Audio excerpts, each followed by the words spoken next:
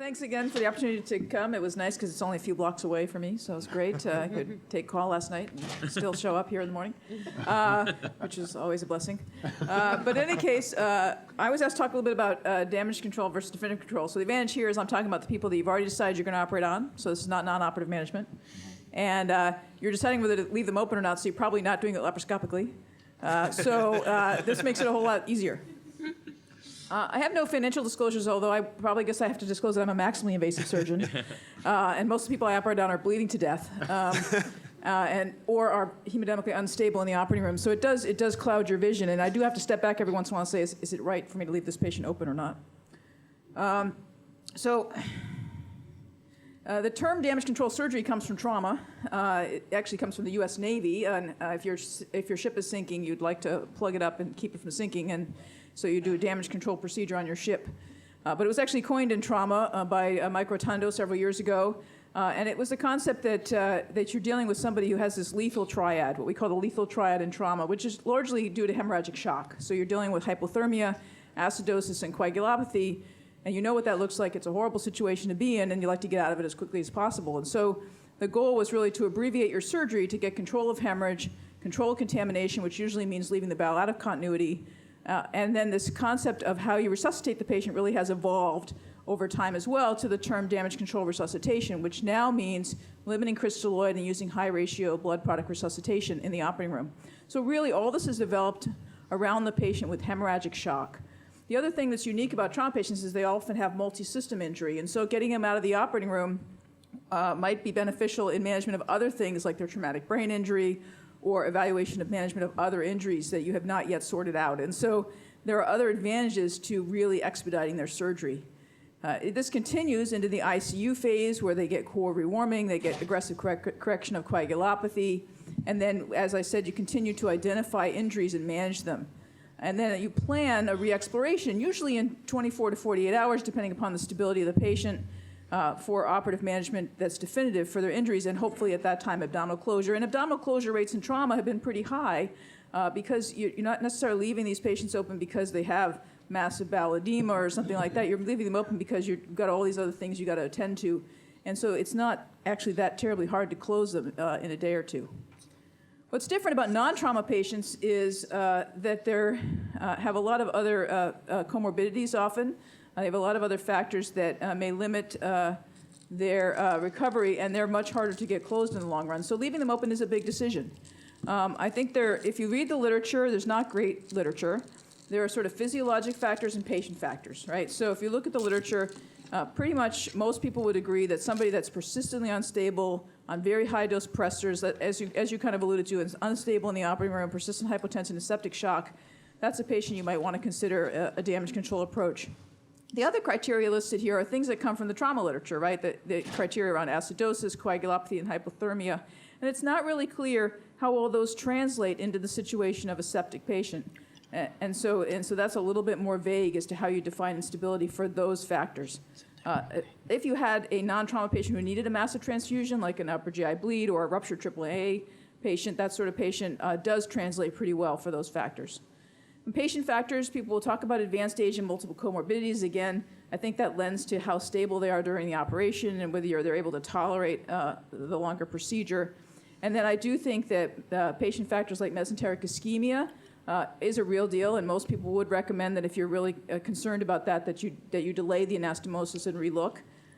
Inability to obtain source control is an issue, so we get patients with necrotizing infections that have tracked into their retroperitoneum that required serial debridements and things like that, where you really are not sure you have total source control. That's a reason to leave a patient open and go back.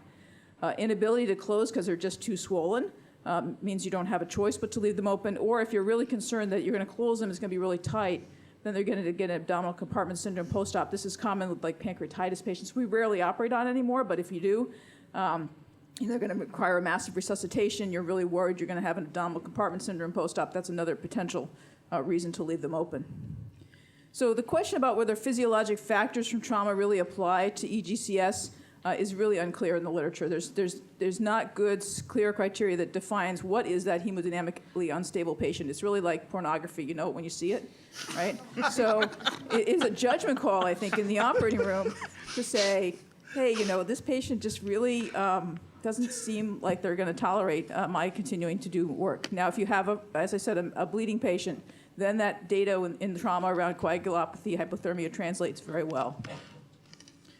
So what about this issue of secondary peritonitis? I think you all probably know this data, but I think this is pretty good randomized data that we have that suggests that just because there's a lot of contamination, that's not a reason to leave them open, right? This idea of on-demand versus planned relaparotomy in patients with severe peritonitis. This is a randomized trial. It was published back in 2007. 232 patients, 116 in each arm. To get into the study, you had to have a PACHI greater than 10 and surgical confirmation of peritonitis. They excluded those patients, those mesenteric ischemia patients that where the bowel resection was left out of continuity. Those are excluded from this study. So this is really looking at that patient who just has a lot of contamination, but you can get source control. And the idea of planning a relaparotomy versus just relapping if they got sick showed no difference in mortality. About 42% of the on-demand patients did require relaparotomy. So that means we've got to be pretty vigilant about monitoring these patients because some of them will need to go back. But the planned group had longer ICU stay, hospital length of stay, and higher costs. And so basically, most of us agree that just because there's a lot of a contamination doesn't mean that's a reason to leave the abdomen open. And this is just looking at the different degrees of contamination in that study. You can see that whether it was diffuse, whether it was fecal, diffuse and fecal, it didn't matter. You still was better if you were in the demand group than if you were in the planned relaparotomy group. So the indications for relaparotomy, if you're watching these patients, you've closed them and you're nervous about them, would be just how they're doing, right? If they're having progressive organ failure, they're persistent septic shock, they're worsening acidosis, so you're worried about now maybe they have bowel ischemia. If you're concerned that they've developed a compartment syndrome, obviously that would be a reason to take them back. And the data would suggest that if you're going to take them back, you should take them back early. So you really, that first 48 hours is really critical. If they're not getting better, going back early is better than waiting late to go back. So most of us would close these patients, but would monitor them very closely. All right, what about this Hinchy 3-4? We just heard that lavage isn't the thing for us. These are people who've already decided you're going to be operating on. You're already doing open. They're not great data in the literature, but there's a couple of papers that have suggested that if you're in that situation where you've got massive fecal peritonitis and you've done a resection of the sigmoid, that maybe leaving them open would make it easier or better or safer for you to do an anastomosis the next day, and you'd feel more comfortable and you're more likely to have bowel continuity at the end of the stay. So this paper by Kafka was 51 patients, again, not a huge study, initial resection, left out of continuity, and they were able to restore bowel continuity in 38 of the 51. Only 4 of those needed a protective ileostomy. So they're suggesting, maybe by leaving the belly open a day, delaying things, you're gonna have a better chance of getting bowel continuity in the long run. And they had a pretty low mortality, and they all achieved fascial closure. So it wasn't like they weren't able to close the abdomen the next day. There was a systematic review. Again, not great data to work with, but they looked at patients who had DCS for patients with septic shock, damage control surgery with patients with septic shock, and they just really couldn't come to a conclusion because of the heterogeneity of the studies. So not great data out there, but if you're sort of on the fence about, well, I'm not really comfortable doing this anastomosis, and you can bring them back and you're going to do the anastomosis, then maybe that's better in the long run for the patient. So that's an issue that's out there as well. There are complications to the open abdomen. We all know this. This is a horrible problem. And you do have higher rates of failure for fascial closure in EGS patients compared to trauma patients. Complications include an anastomotic leak, the horrible enterocutaneous or enteroatmospheric fistula, which none of us want to deal with, the long-term risk of ventral hernia and secondary infections. And so I do think you want to be thoughtful about who you leave open, and then you want to be very aggressive about trying to get them closed.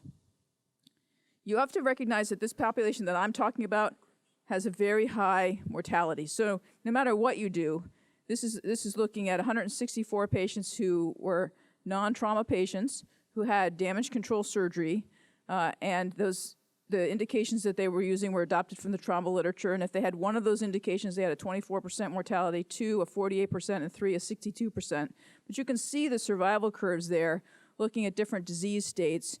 The ones that did best were the post-op peritonitis patients and some of the pancreatitis patients, but you can see the hemorrhage patients, the peritonitis with perforation, and the acute mesenteric ischemia patients, really high mortality. So the patient population we're talking about is at very high risk. And so in that setting, sometimes leaving the abdomen open is not the worst thing that could happen to them. What if we're going to leave the abdomen open? There are lots of different options for temporary abdominal closure. And I think these have really evolved over time. In the past, people used to just close the skin with towel clips. That's cheap, it's easy to do, but you have challenges sometimes with a risk of to the skin, fluid loss, development of abdominal compartment syndrome. The Bogota bag was originally described as taking a IV bag and then sewing it to the fascia. It's cheap, it's available, but again, difficult to control the fluid loss. There's a number of other things that have been described over time, patches and Velcro and zippers and all kinds of things. I think most of us have moved to a vacuum-assisted closure approach. It's simple, it's fast, it's easy, and you're going to take them back in a day or so anyway. There are commercial devices to do this, but you can do it with a homegrown device. In fact, most of us use just a bowel bag that you put widely from flank to flank to completely protect the viscera. We put some JP drains and burn dressings and Ioban, and it works just as well as the commercial devices, cost less money. But you have to connect it to wall suction. But it's negative pressure therapy. It allows you to control the drainage. It's easy and fast to do, and we do it in trauma, so we just adopt it to emergency general surgery as well. Important thing is to return, I know I'm almost done. Important thing to return to the operating room within 24 to 48 hours because you really want to be aggressive about closure. So in summary, because my light is blinking.